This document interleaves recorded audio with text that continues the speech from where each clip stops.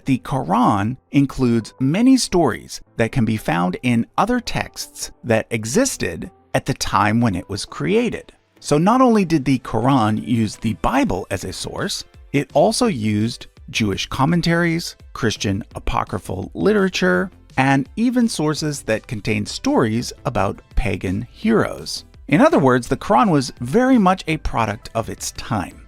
Let me put it this way.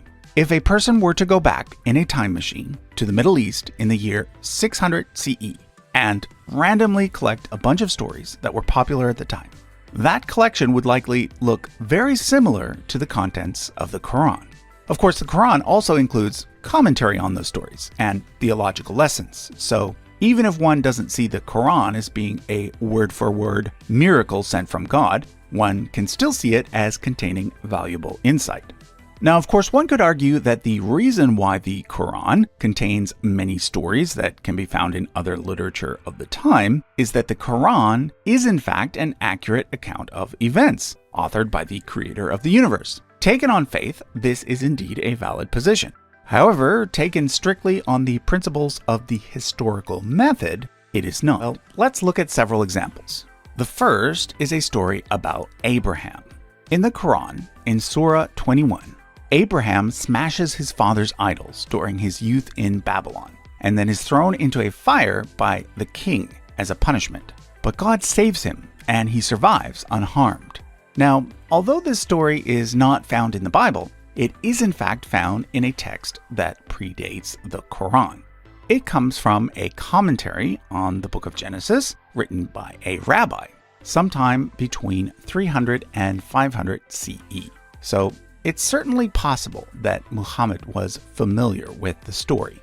Another example is a story about Mary, the mother of Jesus. In the Quran, in Surah 19, Mary comes across a palm tree while she is pregnant. In order to feed his mother, Jesus performs a miracle from within the womb, causing figs to fall from the tree when shaken. Again, this story is not found in any of the 4 canonical Gospels. However, as I mentioned in my episode about the Gospels, there were actually many other Gospels, ones that did not make it into the New Testament. One of these is known as Pseudo-Matthew. In Pseudo-Matthew, a very similar story is told about Mary and the palm tree. The only difference is that in Pseudo-Matthew, the palm tree actually bends its branches so that Mary can reach the figs.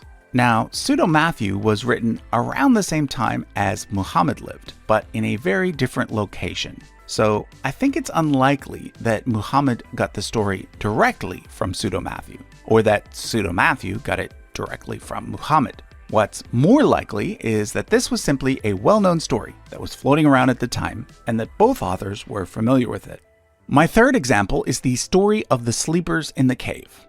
In the Quran, in Surah 18, it tells a story about some men who were being persecuted for their beliefs. They take refuge in a cave, where God causes them to go into a deep sleep, one that miraculously lasts over 300 years. They therefore end up escaping the persecution. This story is actually a well-known Christian legend that appears in multiple sources predating the Quran. The earliest one being that of the Syrian poet Jacob of Sirah. One more example. Later in the same surah, Surah 18, the Quran mentions a man called Dhul Qarnayn, a phrase that literally means the two-horned one. According to the Quran, Dhul Qarnayn travels to the east to a mountainous region where a group of people are being persecuted by 2 evil nations, known as Gog and Magog.